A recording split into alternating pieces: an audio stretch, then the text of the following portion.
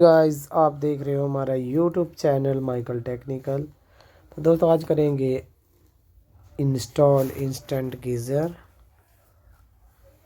Short में समझाएंगे, दिखाएंगे जल्दी से कैसे करते हैं इंस्टॉल, क्या क्या करते हैं। ड्रिल पहले करते हैं, स्क्रू टाइट करके दो दो स्क्रू पे कर देंगे हैंग। और अब करेंगे पानी के कनेक्शन, और इन वाली पाइप जो है लगाई है पहले हमने, और ये है आउट वाली पाइप। तो चलिए करते हैं इसे टाइट, और कर दिया पानी ऑन, और करेंगे स्विच ऑन। ओके दोस्तों, थैंक यू।